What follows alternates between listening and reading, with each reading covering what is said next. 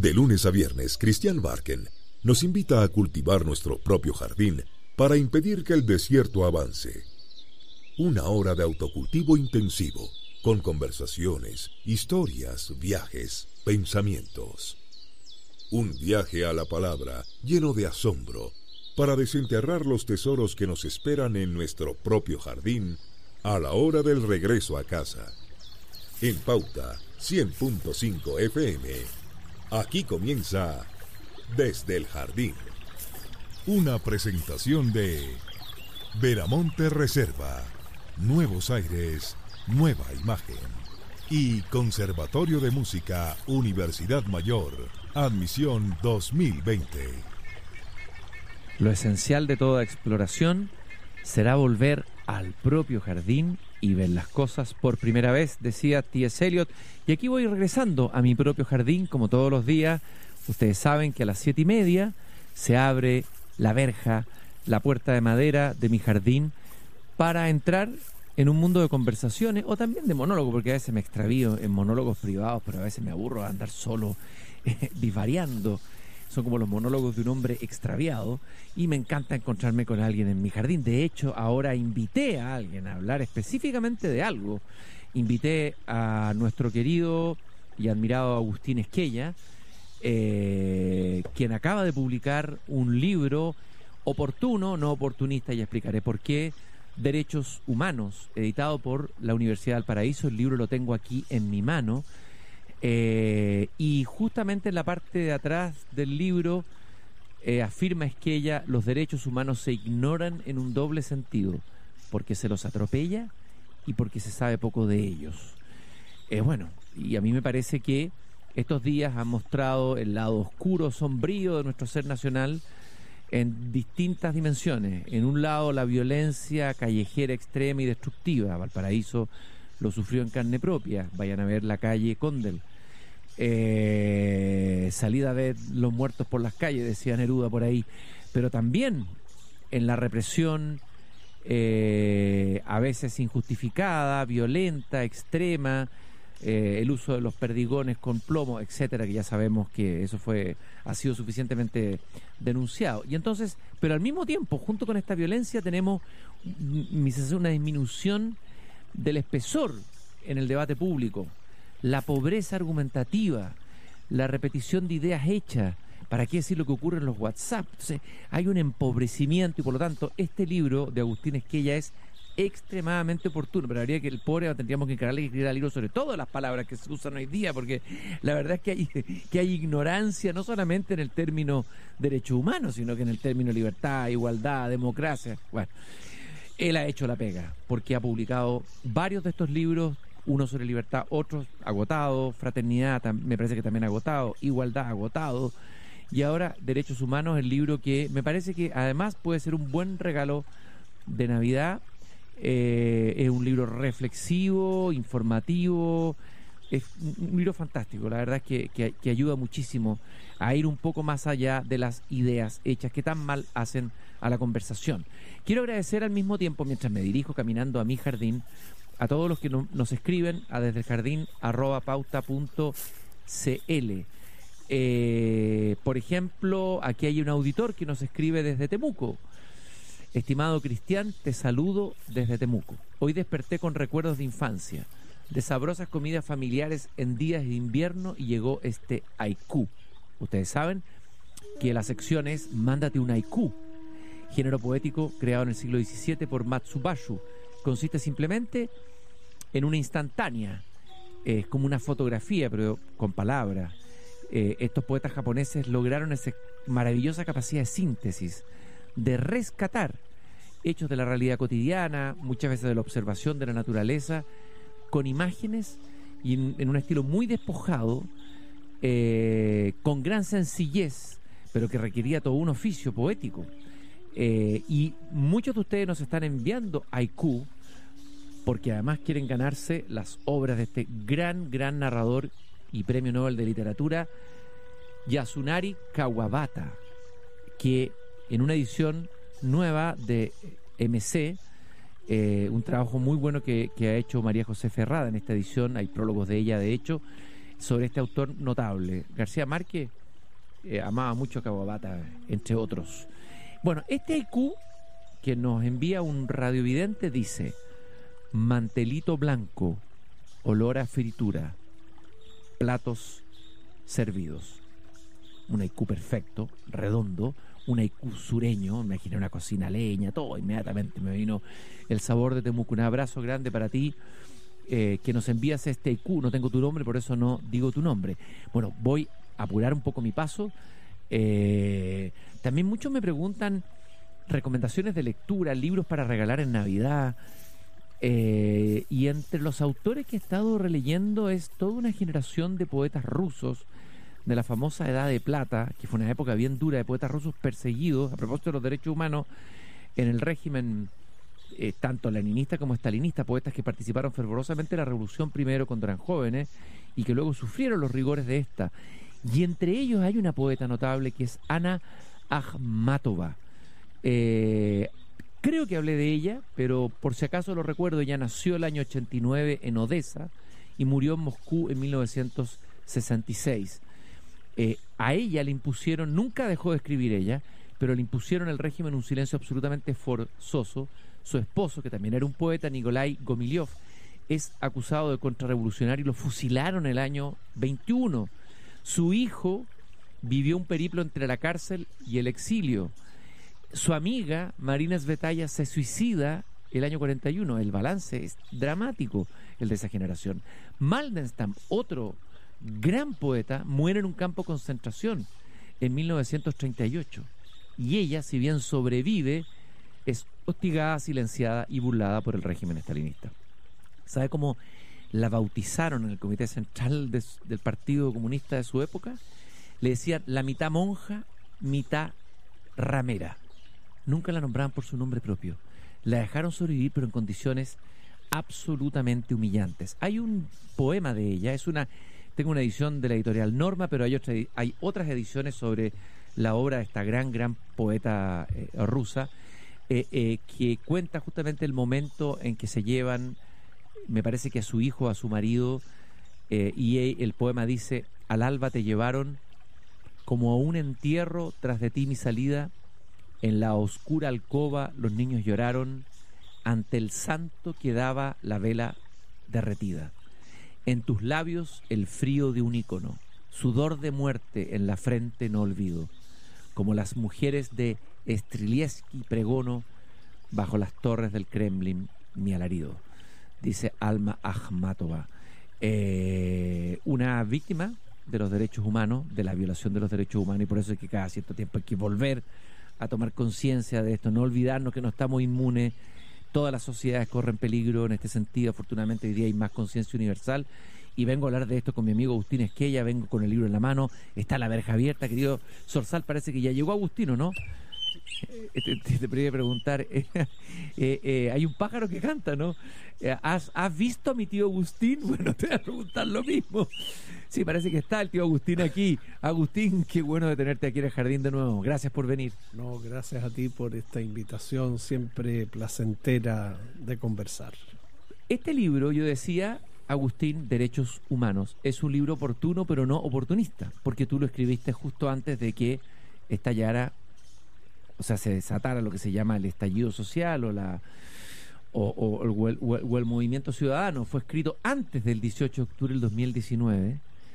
Y me gustaría saber, me imagino que tú mismo quedaste sorprendido por el hecho de la oportunidad inesperada de tu libro.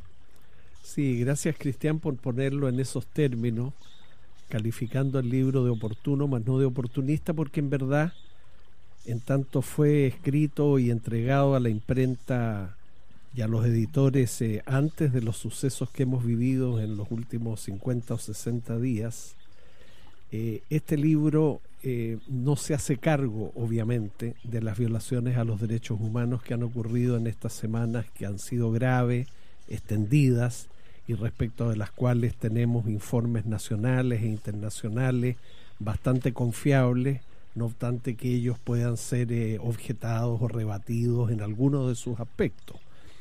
Lo que motivó este libro, Cristian, no fue por tanto lo que hemos presenciado en las últimas semanas, sino la convicción mía, desarrollada particularmente en mis relaciones con los estudiantes, de que sobre los derechos humanos en general sabemos bastante menos de lo que creemos saber. Ciertamente son un término que se utiliza mucho, casi omnipresente, está todos los días en los medios de comunicación a propósito de situaciones locales o extranjeras, pero lo que yo confirmo, lamentablemente, entre los jóvenes especialmente, pero también entre personas de mi generación, que somos ya viejos, que somos profesionales, es un conocimiento muy débil de lo que son los derechos humanos. Si uno, Cristian, interrumpiera la marcha de una persona por la calle, de una persona común y corriente, y le preguntara qué son los derechos humanos, probablemente no pasaría de decirnos que son derechos importantes, derechos fundamentales, derechos de todo, derechos que tienen que ver con la vida, la integridad física, la libertad, todas respuestas correctas. Pero si esa persona no pasara de allí, sería pues una respuesta insuficiente. Por eso, y con esto concluyo mi respuesta, te digo que este libro quiere ser funcional a una mejor comprensión de los derechos fundamentales. ¿Qué son? ¿Cuáles son? ¿Dónde los podemos encontrar? Porque están declarados nacional e internacionalmente. ¿Qué justificación tienen? ¿Cuál es la historia que los acompaña? Porque como toda creación humana tienen una historia. ¿Y cuáles son los sistemas nacionales, regionales y planetarios de protección de esta clase de derechos? Agustín, ¿cuándo se habla por primera vez de derechos humanos? ¿Cómo se acuña ese término? Interesante ver la genealogía histórica del término origen. Sí, de los derechos humanos bajo esa denominación se comienza a hablar a inicios de la modernidad, digamos en los siglos XVII, XVIII. Lo cual no quiere decir que los derechos humanos no tengan, aunque no bajo esa denominación, antecedentes en el Renacimiento, en la Edad Media, desde luego también en la Antigüedad, incluso hasta en libros del Antiguo Testamento uno puede encontrar enunciados interesantes que de alguna manera preludian los derechos humanos. La idea de dignidad humana, que es la que está a la base de los derechos fundamentales. Esa es su justificación más clara. ¿Por qué tenemos unos derechos que llamamos fundamentales y que atribuimos a todo individuo de la especie humana sin excepción, o sea, universalmente? Es porque a partir de esa idea de la dignidad humana nos convencimos de que estas adscripciones, estas prerrogativas eran indispensables. El gran paso de la modernidad, el gran momento de la modernidad para los derechos humanos es que se empieza a hablar de ellos bajo ese nombre, se empiezan a declarar en importantes textos del derecho interno de los estados. La internacionalización de los derechos humanos es mucho más tardía, es ya en el siglo XX, y lo interesante es que por primera vez en la historia esa idea de dignidad humana antigua, por primera vez se concretiza en unos derechos que llamamos derechos humanos o fundamentales. Es interesante esto que tú dices, porque una de las palabras más fuertes que se ha sentido, que ha resonado en estos días, ha sido la palabra dignidad. Y valdría la pena preguntar también, yendo como al origen de las palabras, ¿dónde podemos rastrear ese concepto o esa idea de dignidad en la historia antes de la modernidad? Bueno, sin duda que se puede rastrear, aunque no necesariamente cubierta por esa misma palabra. Yo lo señalé antes, en la filosofía antigua, desde luego en el medioevo, también en el Renacimiento, pero nunca ligada a derechos cuyos titulares son todos los individuos de la especie humana. La idea de dignidad humana no es tan fácil de explicar, pero tampoco es tan enigmática. Si tú, Cristian, por ejemplo, distingues entre la dignidad de la especie humana respecto de otras especies animales. Somos animales como nuestros hermanos caballos, como nuestros hermanos canes. Somos mamíferos que nos erguimos. Mamíferos que nos erguimos, yo digo más... Son fonantas, decía Aristóteles, ¿no?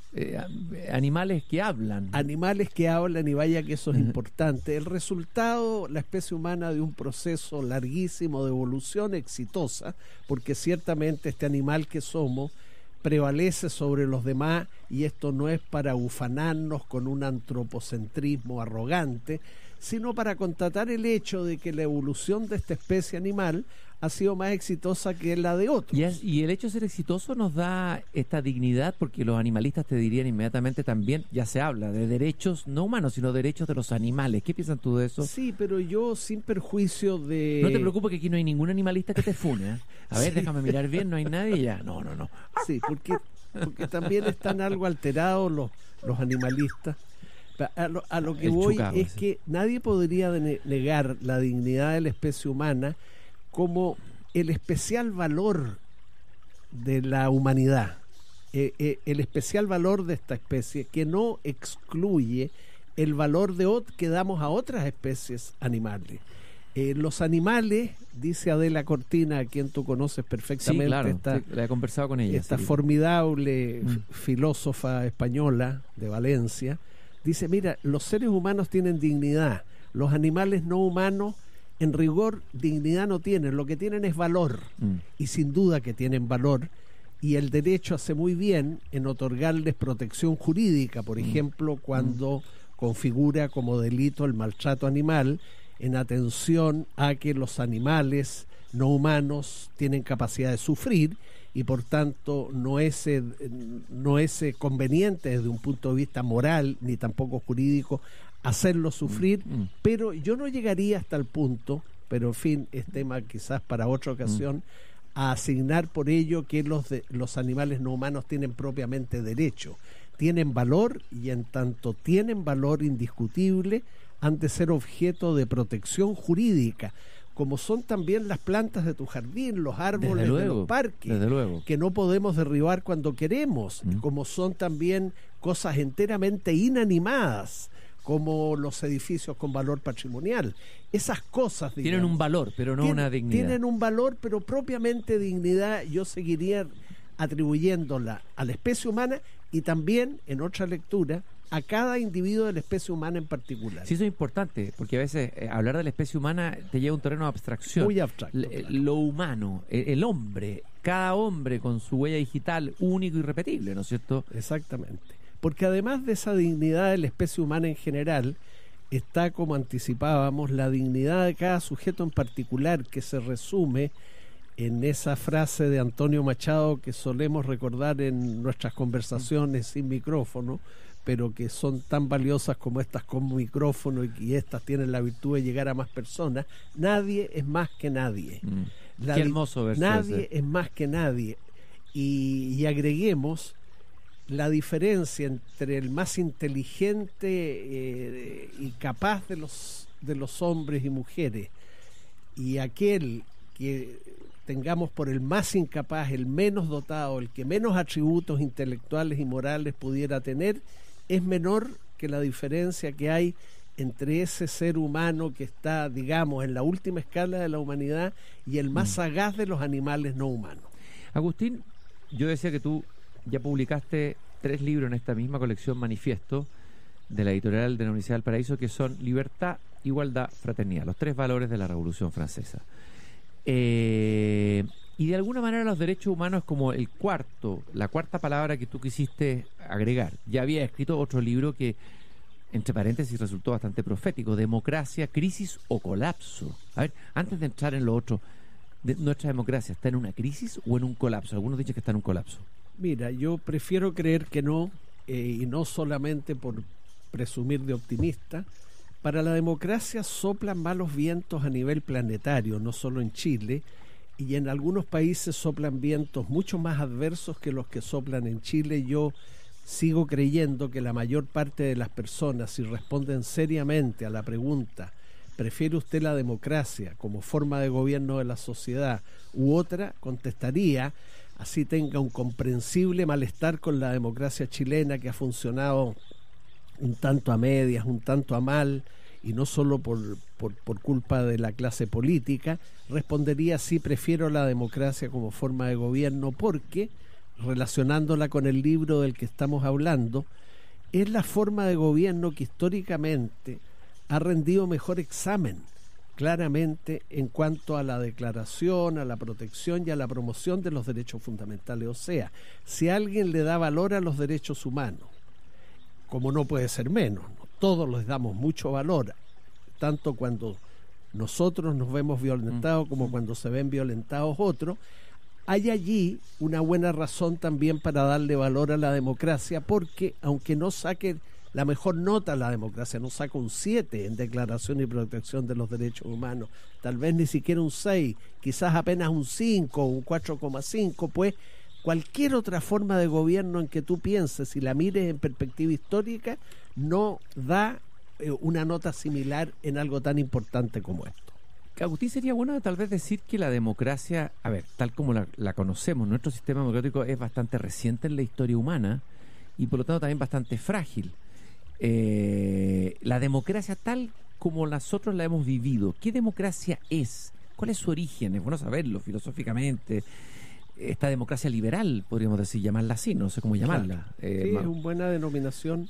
La democracia es una compañera poco frecuente en la historia de la humanidad. Oye, la democracia es como la esposa, que uno la valora en momentos de crisis, pero claro, se aburre a veces con ella, qué sé yo, pero y busca amantes, como la democracia directa, por ejemplo, sería una amante fogosa, ¿no? No está mal la comparación. Sí. Espero que nuestras mujeres, ni en general las mujeres, se molesten, pero en verdad es un elogio el que estamos haciendo. Uno cree de repente ingenuamente que puede pasarlo mejor sin la mujer que lo acompañe y lo ha acompañado en el curso de la vida, pero se engaña, está pasando por un mal momento, tuvo una discusión, qué sé yo, amaneciste con el pie cambiado.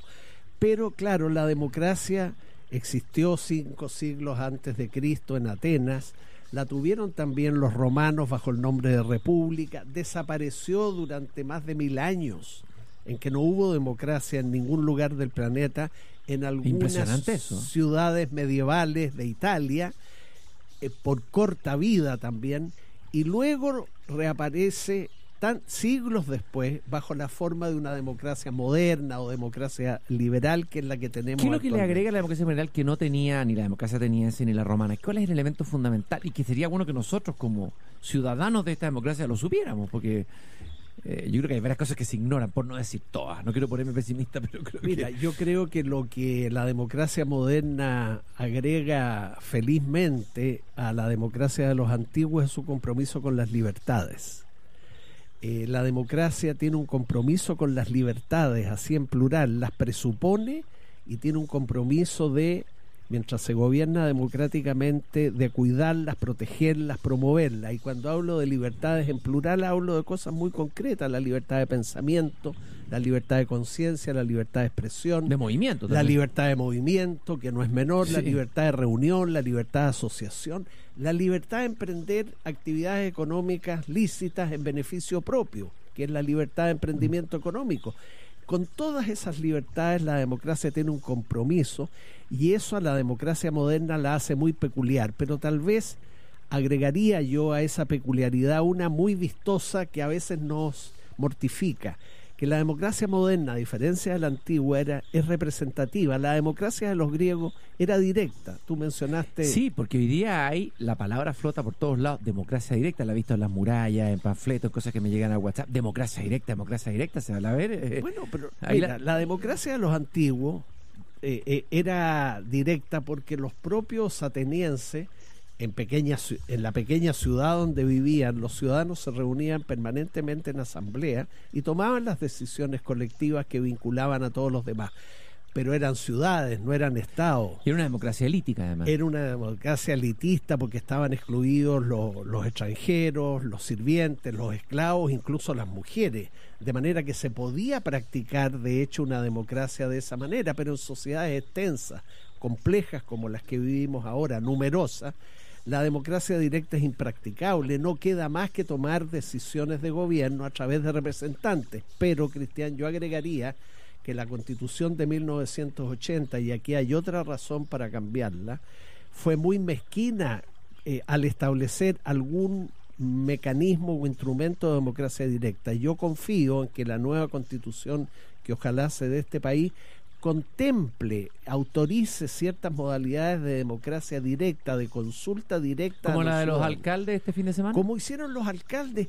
Yo anoche, Cristian, no será producto de mi edad, pero experimenté una satisfacción emocionada al ver que casi más de 2 millones y que tal vez van a ser 3 finalmente, las personas respondieron de todas las edades y fueron a emitir opinión. No, los alcaldes, estos alcaldes, sobre todo los que incluyeron la pregunta si queríamos o no una nueva constitución, son un motivo de orgullo para el país.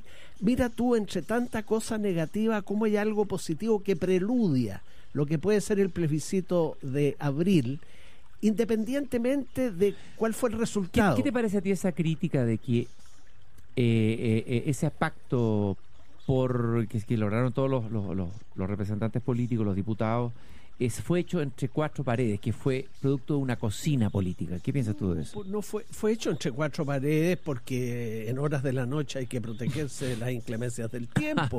¿O que estuvieran en la Alameda, en la Plaza Italia? No, perdonen que lo diga con crudeza. Sí, entre 4 paredes, pero no en secreto.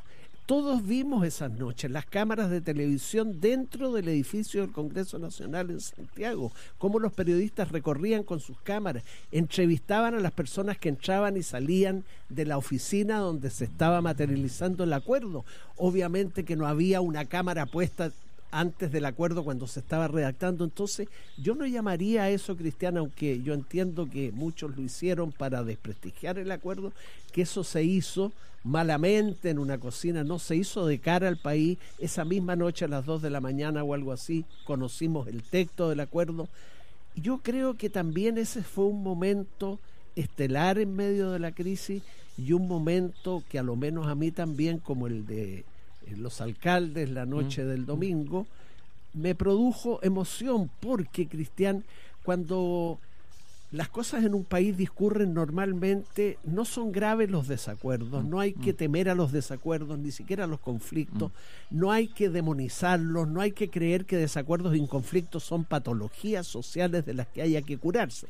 Pero en tiempos de convulsión, como los que objetivamente tenemos, claro, cuando la mar se encrespa, a ver, los acuerdos que en épocas de normalidad son prescindibles porque está la regla de la mayoría, en caso de desacuerdo, en tiempos de convulsión los acuerdos se vuelven perentorios. O sea, si en tiempos de normalidad uno no debe avergonzarse de los acuerdos, en tiempos de convulsión deberíamos avergonzarnos de no ponernos de acuerdo. Nostalgia del acuerdo, podríamos llamarle ese sentimiento, ¿eh? Bueno, sí. Hay que decir que cuando la música te inspira, despiertas tu espíritu emprendedor. Universidad Mayor te invita a las audiciones del Conservatorio de Música para el proceso de admisión 2020, que podrás realizar en 2 periodos, del 2 al 13 de diciembre del 2019 y del 6 al 10 de enero del 2020. Solicita tu audición ingresando a conservatorio.umayor.cl. Admisión 2020, Universidad Mayor para espíritus emprendedores. Se respiran aires nuevos en Veramonte, porque Veramonte Reserva renovó su imagen inspirada en los colores de sus viñedos orgánicos de Casablanca y Colchagua. Veramonte, suelos vivos. El programa Con Salud Camina Contigo es una iniciativa que acompaña de cerca a más de 6.000 pacientes que han vivido dificultades oncológicas o cardíacas. Dentro de ello, el concurso de creación artística Con Salud Camina Contigo. Ahí el arte es usado como un canal de expresión para plasmar y compartir el testimonio de las personas que han sufrido esta experiencia límite. Agustín, antes de irnos a la pausa y volver, no sé si te ha pasado, pero en esta época de convulsión yo he vuelto a buscar libros, a releer fuentes. Uno empieza a hacerse preguntas de nuevo que surgen con gran radicalidad en estas crisis. ¿A qué libros has vuelto tú o te han dado ganas de volver? ¿O te parece que es necesario volver a leer y releer con detalle y que puedan iluminar un poco lo que nos está pasando, nuestro devenir político, social, etcétera? Bueno, lo dices bien, o sea, en estos momentos leer es una buena cosa, leer selectivamente, porque pensamos porque leemos. Y si en Chile de repente pensamos poco o pensamos pobremente, es porque nuestra lectura es escasa. Totalmente o nuestra de acuerdo. Lectura es pobre. Entonces, invitar a leer en verdad es invitar a pensar, porque desde el punto de vista de los autores también, uno empieza a comprender ciertas cosas, si es que en alguna medida, al menos, en la medida en que es capaz o puede ponerlas por escrito. Mira, yo estoy releyendo en este momento La rebelión de las masas de Ortega y Gasset. Ajá. Que es un libro espléndido, un libro de... Ortega y Gasset, que como que tiene un cierto desprestigio, ha sido como ninguneado, pero es un muy buen ensayista y un buen pensador, ¿no? Hay un revival de Ortega y Gasset Sí, en los últimos años. Yo creo que justo fue un gran pensador, un gran filósofo. Cierto que de repente su prosa, que es espléndida, retoricónica a veces. es un poco retórica, como cuando dice, por ejemplo, filosofar es la actividad que consiste en una inmersión en el abismo que es cada palabra. Pero hay que decirlo así, filosofar es un acto. Es una inmersión en el pequeño abismo que es cada palabra. Bien, hasta ahí está muy bien. Pero lo que agrega a mí me da escalofrío. Fértil buceo sin escafandra. Uy, ya sabemos, Cristian, lo que pasa. Hay que ahí yo la corto. ¿no? Porque ya sabemos lo que pasa cuando uno Pero, sea sin ¿tú escafandra. qué rescatarías de Ortega y Gasset? ¿Qué idea fuerza te parece interesante para hoy? Bueno, desde luego su idea de la filosofía que acabamos de recordar no está mal, porque se tiende a pensar que la filosofía es un modo de saber de excelencia superior a la ciencia que nos develaría verdades que están más allá de aquellas que el conocimiento científico nos puede proveer. Casi un saber místico. Claro, y yo a esa palabra, tú sabes, le tengo miedo. Ortega y Gasset nos baja terreno y dice, cuando usted filosofa, ¿sabe lo que hace? Hace una inmersión, una especie de piquero en el fondo que es cada palabra. O sea, por ponerlo con otra imagen, trabajar con las palabras que son cofre es como retirar la cubierta que tienen las palabras y ver cuánta opulencia estas esconden. Cuánta riqueza, ¿no? Cuántas veces yo te he recordado en otros contextos de que una palabra tan sencilla y al parecer unívoca como mesa tiene en el diccionario de la lengua española 16 significados. Imagínate con libertad, igualdad, fraternidad, derechos humanos, qué es lo que tú has hecho de alguna manera con estos últimos libros. Vamos a ir a una pausa, Agustín. Estoy con Agustín Asquella aquí en el jardín, está tomando un vasito de agua y te puedo invitar un whiskycito después, pero más tarde ya con la noche ya en pleno y te voy a invitar un whisky. Yo creo que te lo mereces, Agustín. A lo menos una copa de vino.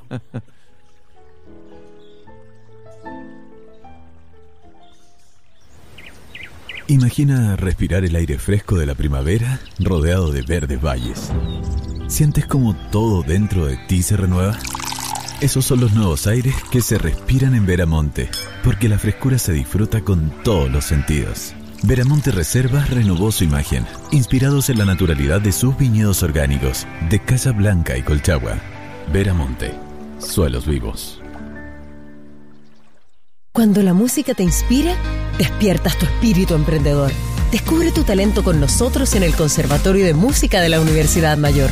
Te invitamos a las audiciones del proceso de admisión 2020, que se desarrollarán del 2 al 13 de diciembre del 2019 y del 6 al 10 de enero del 2020. Infórmate más sobre el proceso de admisión y descubre nuestra amplia oferta de carreras en conservatorio.umayor.cl. Universidad Mayor, para espíritus emprendedores. Admisión 2020.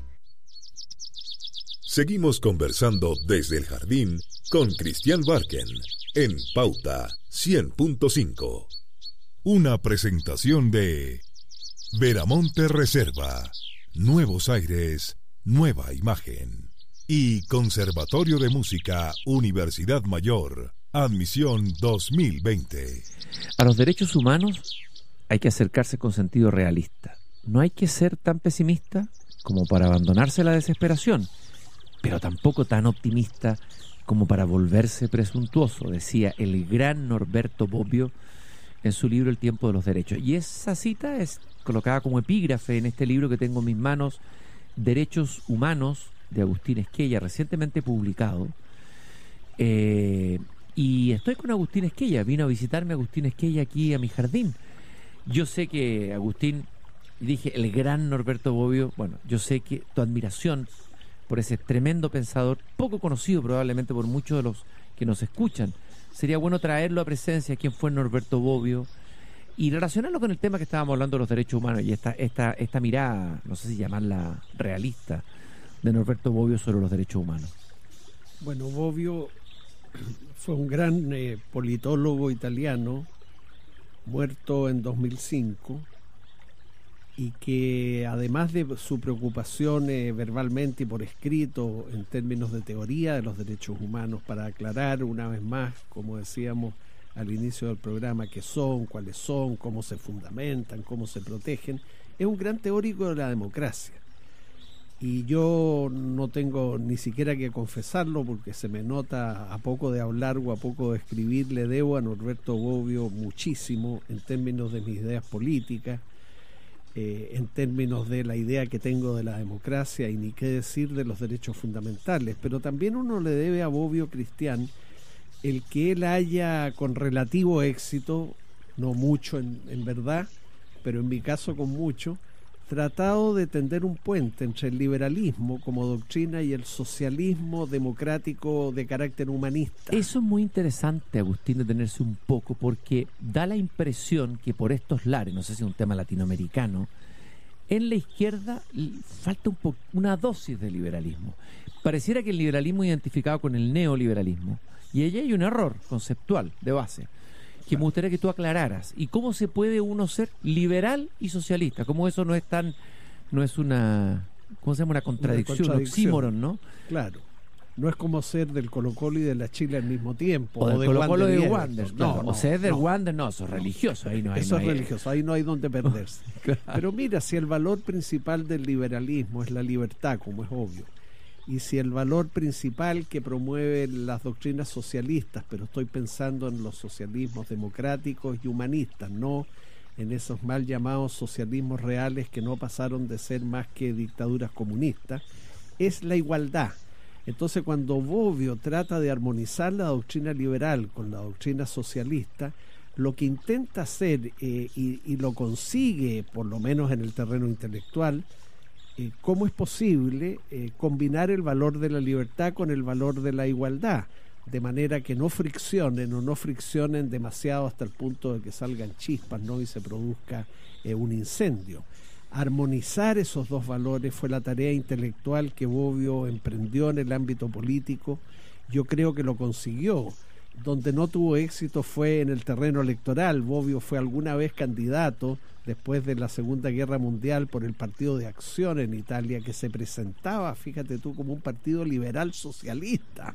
Y Bobbio no le fue bien en esa elección, no tuvo éxito electoral. Qué y me lástima. temo que en Chile Tampoco la le iría tendría.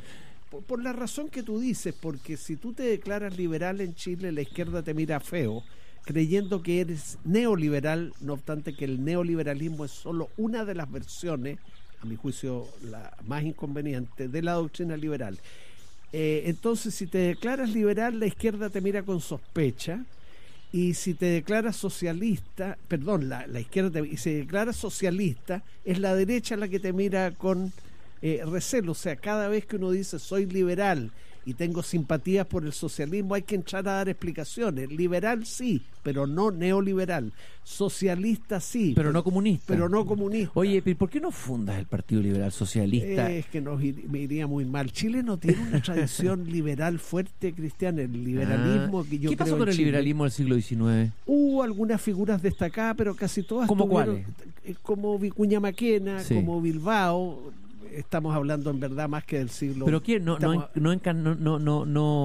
Porque la nuestra, marcada sobre todo desde la colonia por una influencia excesiva y en algunos sentidos perjudicial de la Iglesia Católica, la Iglesia Católica es iliberal. Ratzinger, cuando era pontífice, solía arremeter contra el liberalismo, el materialismo, el relativismo, poniendo todo en un mismo saco. Como ya no existía el comunismo como amenaza, colocaba siempre en sus objetivos como blanco para sus disparos el liberalismo, porque claro, el liberalismo en su dimensión ética lo que propicia es la autonomía moral de los sujetos, la ausencia de tutores en el terreno moral. No nos iría bien, yo creo, con un partido liberal socialista en Chile, porque tradición liberal aquí de partida no hay. Dime una cosa, uno podría, así como uno puede decir que puede haber liberales socialistas, también puede haber liberales conservadores. Hay liberales conservadores. O sea, digamos, uno se puede jugar bastante con el concepto liberal. Más difícil, creo yo. ¿Sí? Porque conservador en un sentido más de ciertos valores comunitario, sí. en rescatar la cosa compasiva, un poco como la línea el republicanismo compasivo de Estados Unidos, que es una vertiente dentro del Partido Republicano. Mira, si uno quisiera poner la diferencia en imágenes náuticas entre liberales y conservadores, tanto liberales como conservadores admiten que las libertades tienen un límite que no debemos traspasar. No es que los liberales sean unos libertinos, liberales sin límite, y no es que los conservadores sean unos monstruos enemigos de toda la libertad. Ambos parten de la base que hay libertades que son buenas, y hay un límite que no podemos traspasar. ¿Dónde está la diferencia? No es tan radical como si la hubiera en creer o no en las libertades. La hay en que el liberal, si todas las libertades tienen algo así como una línea del horizonte que no debemos traspasar, el liberal está siempre interesado en empujar más allá la línea del horizonte y ampliar el espacio de las libertades. En cambio, un conservador, creyendo en las libertades, creyendo que están limitadas, quiere mantener la línea del horizonte, no me lo empuje más atrás, o incluso atraerla hacia acá. O sea, el conservador está siempre más interesado en mantener, o incluso a veces los más conservadores, en disminuir el espacio para las libertades. Un liberal no teme a la libertad, un conservador, en el sentido que lo estoy describiendo, una persona siempre temerosa de la libertad. Agustín, vamos a volver a los derechos humanos, pero relacionándonos, por ejemplo, con el valor de la libertad, igualdad, fraternidad, tus libros anteriores, el último, Derechos Humanos, recientemente publicado, ya está en librerías este libro. ¿De qué manera, se relacionan, se imbrincan íntimamente el concepto de derechos humanos con libertad, igualdad y fraternidad? Es interesante, uno podría pensar que más bien con libertad, pero da la impresión de que no, de que también está fraternidad e igualdad. Claro, porque hay derechos humanos o derechos fundamentales que ciertamente tienen su base de justificación en la libertad, los derechos de primera generación, los derechos civiles. Pero hay derechos que tienen su base de sustentación en la igualdad o en la fraternidad, en esos otros dos valores que a veces pugnan con el de la libertad. ¿Por qué? Porque los derechos de primera generación o personales, los derechos civiles, el derecho de no ser condenados sino por un tribunal imparcial, el derecho a que no nos detengan arbitrariamente, el derecho a que nos dejen desplazarnos por el territorio nacional y entrar y salir de él las veces que queramos, son derechos que ponen límites a la acción del Estado. En cambio, los derechos de segunda generación, derechos humanos, también los derechos políticos, no se asientan en el liberalismo como los de primera, sino en la teoría democrática, el derecho a elegir y a ser elegido para cargo de representación popular. Y los derechos sociales, que son también derechos fundamentales, no se inspiran en el liberalismo ni en la teoría democrática, se inspiran en el socialismo humanista y en el social cristianismo. Entonces ahí hay una imbricación, como decías tú, claro, entre derechos fundamentales igualdad y esos valores de libertad, igualdad, fraternidad. Y de alguna manera estos derechos, poca gente sabe que hay derechos sociales que son derechos humanos. Pero claro, por ejemplo, ¿cuáles? El derecho a una atención sanitaria de calidad, el derecho a la educación, el derecho a una vivienda digna. Ahora, hay uno, y para venir al argumento de aquellos que desconfían del valor de la igualdad y de este derecho, uno podría decir que en Chile se viola el derecho humano por el hecho que no hay una salud pública de calidad. Por supuesto.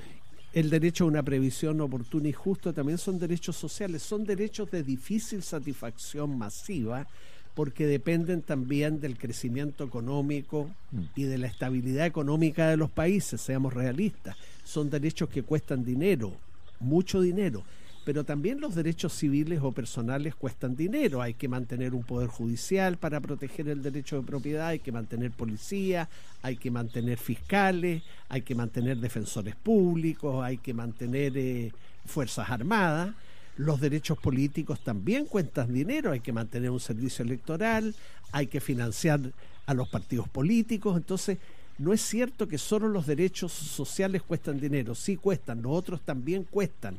Y vamos a tener en Chile que resignarnos a que el Estado, aumentando sus recursos vía crecimiento económico, pero también vía tributos, atienda mejor a los derechos sociales, lo que está en la génesis de lo que ha ocurrido en las últimas semanas en Chile es la insatisfacción justificada de una parte importante de la población con la satisfacción de derechos como estos que acabamos de mencionar.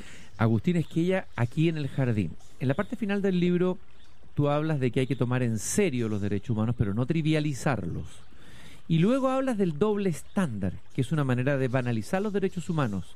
Y es un fenómeno que se está volviendo demasiado recurrente. Me gustaría que explicaras eso, Agustín. Bueno, recurrentemente lo que ocurre es que cuando un gobierno que tú apoyas viola los derechos humanos, los partidarios de ese gobierno niegan la violación de derechos humanos o le bajan el perfil.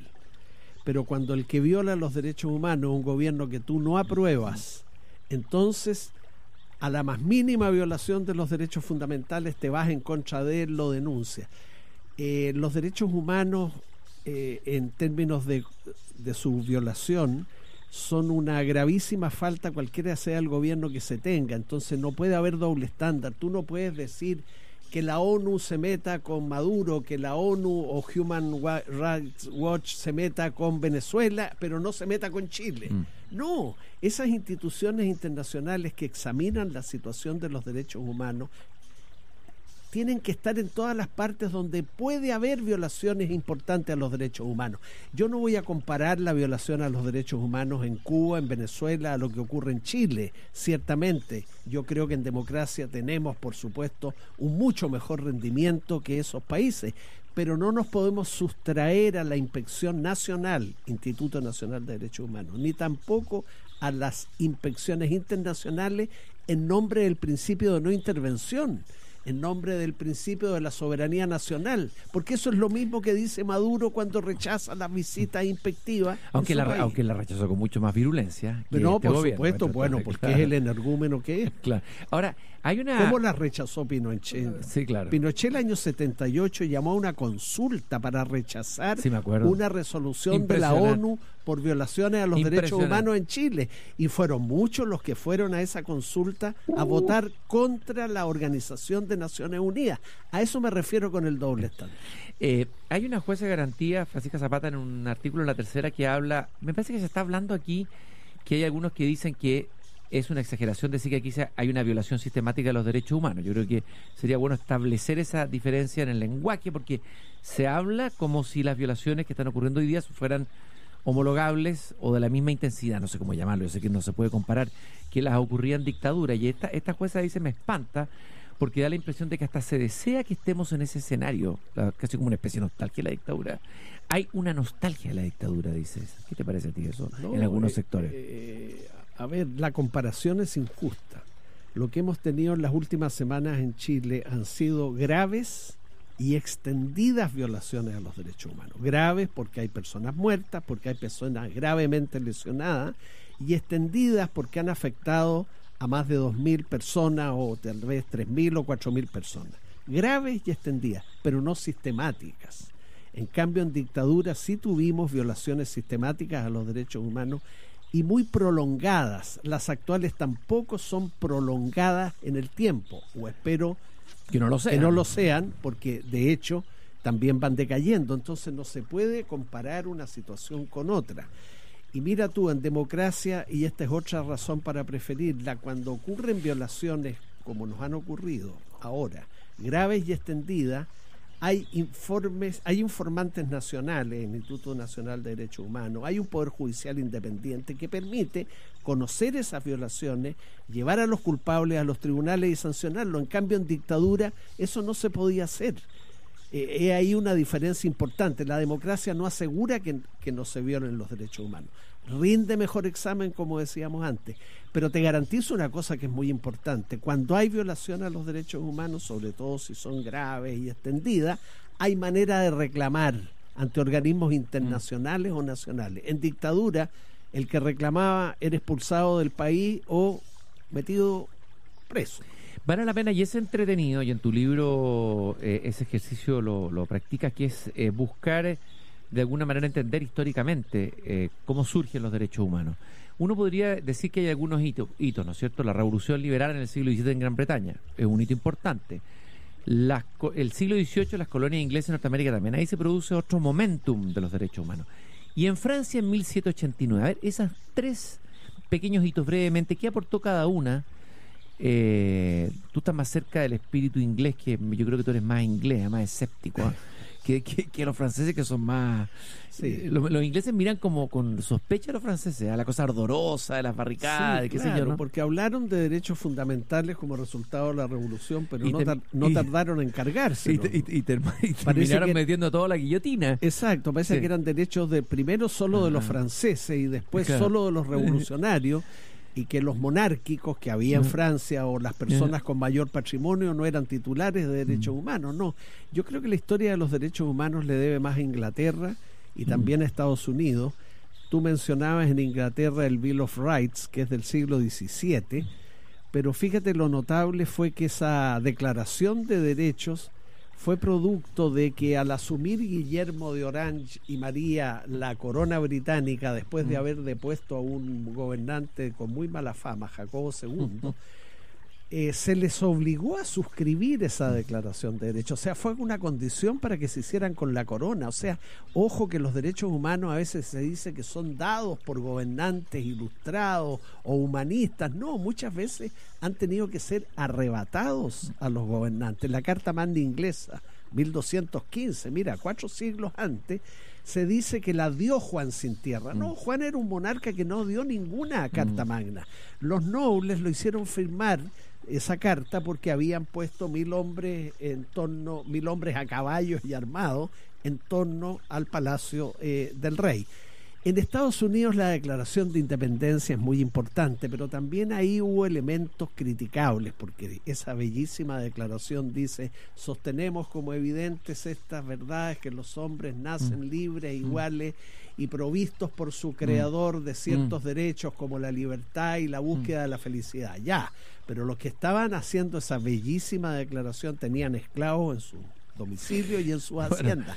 La historia de los derechos humanos ha sido accidentada, ha habido que luchar por ello. Otro elemento interesante es que surge con fuerza lo del derecho cuando también surge un Estado que puede poner en amenaza al individuo. ¿Cómo se da eso? O sea, surge el Estado y ahí hay un instinto, ¿no?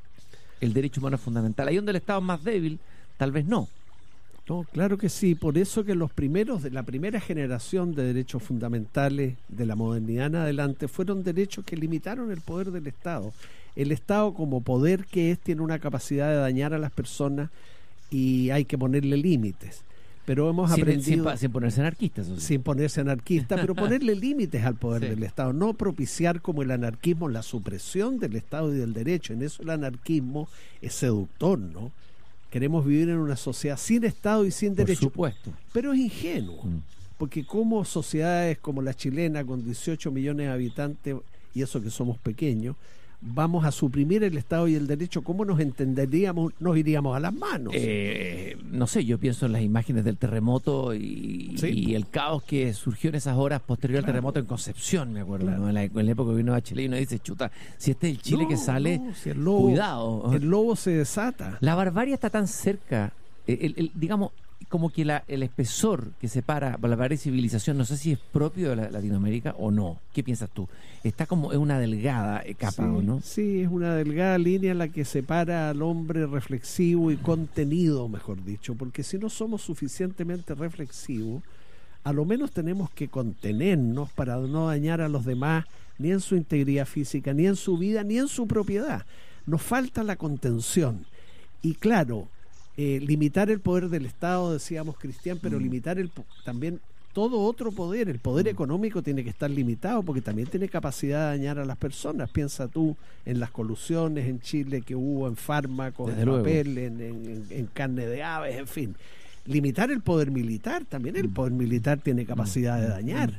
Incluso limitar el poder de los medios de comunicación. Los medios de comunicación tienen capacidad de dañar, no es que se lo propongan. ¿Y qué pasaría? ¿Y con las redes sociales? Bueno, en las redes sociales, claro. Todavía nadie ha dicho nada. Nadie ha dicho nada y tienen una enorme capacidad de dañar. Y de hecho lo están demostrando en estas últimas semanas en Chile. Y habría que tal vez pensar en el futuro en ponerle contención, ¿eh? Bueno, sí, claro porque que si no, sí. eso puede, porque tribaliza la comunicación, la transforma a un nivel, la degrada a un nivel bien básico. La degrada absolutamente. De conexión se transforma en un instrumento para la descalificación y sobre para todo el linchamiento. Para el linchamiento, para la injuria. Una funa digital permanente a las personas que no piensan como uno.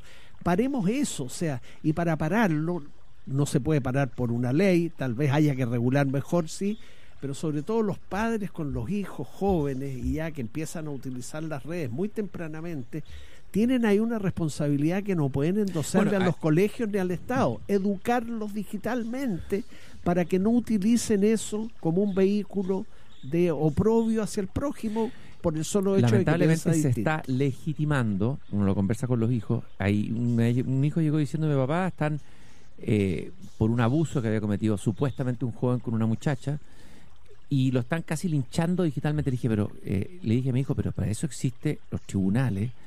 Y como que miró con un ojo raro, como diciendo: no, porque los tribunales están todos corrompidos. O sea, eso te quiero decir, que peligroso es cuando comienza a legitimarse estos tribunales digitales que empiezan a reemplazar a los tribunales de la justicia ordinaria, digamos, ¿no? Claro. Bueno, es un peligro para la democracia. Es un peligro para la democracia porque es la base del anarquismo. O sea, cuando todo está podrido, todo está permitido, entonces. Y si Dios ha muerto, todo está permitido. Si el Estado ha muerto, todo está permitido, ¿no? Exacto, para usar claro, la frase para parafrasear a Dostoyevsky. No hay autoridad, no hay derecho, pero ya sabemos que viviríamos mucho peor que con Estado y con derecho. No hay que contarse el cuento anarquista de que podemos vivir sin Estado y sin derecho. No hay que contarse el cuento de los enemigos de la democracia, que podríamos prescindir de la democracia y de la política incluso. De lo que se trata es de mejorar el Estado, de mejorar el derecho, de que si tenemos una democracia que no califica bien hoy la chilena en el ranking de las democracias mundiales, apuntar hacia una mejor democracia, pero no creerse el cuento que podemos vivir sin ellas. Hablábamos de los linchamientos digitales. Hay quienes están diciendo, tú conoces muy bien el ámbito universitario, que en el mundo universitario también ha entrado ese peligro del linchamiento, de la funa, que se vuelve peligroso sobre todo para el quehacer universitario. Me parece que ahí hay un peligro grande. La intolerancia, Cristian, consistente en no resignarnos buenamente a convivir de manera pacífica con quienes tienen ideas, creencias, sentimientos y modos de vida distintos de los nuestros, es muy grave para una sociedad, pero en una universidad es letal. O sea, las universidades son por definición espacios donde se cultiva, se difunde, se renueva críticamente el saber en un nivel superior, de una manera crítica y por tanto tolerante. Tú no puedes dentro de una universidad callar ninguna voz, ni siquiera las voces de los intolerantes. Sí, hay algunos que dicen tolerancia con todo menos con el intolerante. Sin embargo, yo me atrevo a sostener, tal vez en solitario, que hay que ser incluso tolerante con el intolerante mientras éste cumpla con el derecho. O sea, si alguien quiere dar una conferencia contra la democracia como forma de gobierno en la universidad, yo lo tolero perfectamente, probablemente no concurriré, pero no le quitaría el derecho a hablar contra la democracia. Otra cosa es que ese conferencista, que en el terreno de las ideas quiere dar razones para no preferir la democracia, interrumpe una sesión del Congreso Nacional, porque ahí estaría actuando, de hecho, contra la democracia. Ahora, me parece que es cada vez más lejana esa posibilidad de que personas que piensan distinto puedan expresar su idea en la universidad. Está lamentablemente pudiendo la intolerancia y la agresividad con los que piensan distinto, incluso no de estudiantes ante profesores que nos pueden ver que no estamos a la altura de los tiempos. Entre los propios estudiantes tenemos ejemplos, incluso uno muy grave en la Universidad de Chile, que es una universidad plural y pluralista por definición, donde la intolerancia se practica con los propios compañeros de una manera a veces muy brutal, y en otras no tan brutal, pero también muy vergonzosas. En asambleas universitarias de estudiantes a veces se apabulla con el lenguaje descalificativo a cualquier estudiante que se pueda presentar en una posición que no es en ese momento la de la mayoría. Basta que un alumno en una asamblea diga: mira, no estoy de acuerdo con el paro, no estoy de acuerdo con la toma, y bien, denle razones en favor del paro de la toma. Se ha puesto de moda el linchamiento y la funa. Ahí está, se criticaba el secretario, jefe del Partido Demócrata Cristiano, de que aquellos que votaron en contra de la acusación constitucional contra el presidente Piñera, se invitaba, me parece que una diputada o estaba casi avalando el hecho de ir a funarlo a sus domicilios. Ahí estamos llegando ya a un terreno antidemocrático, peligroso, porque si hay algo que la democracia permite, muy felizmente, es que todas las opiniones y creencias se puedan expresar en el ámbito público. Todas. Y en consecuencia, excluir y combatir de manera oprobiosa, como se hace por las redes sociales, a un parlamentario porque además en una votación quieren conciencia, Cristian. O sea, si las votaciones a raíz de acusaciones constitucionales se votan en conciencia, respeta la conciencia de tu prójimo. ¿Por qué no la vamos a respetar si uno está pidiendo respeto para la conciencia propia? O sea, otra vez el doble estándar. Uno tiene que pedir respeto para su conciencia, para su autonomía moral y política, pero tiene que asumir el compromiso de dispensar el mismo respeto por quienes piensen de manera distinta. Eso es lo civilizado, eso es lo correcto. Y sí, me alegro que me hayas hecho esta pregunta, porque que eso pase en la sociedad en general, que perdamos ese hábito de conversación tolerante, si pasa en una universidad, y como está pasando, estamos en graves problemas.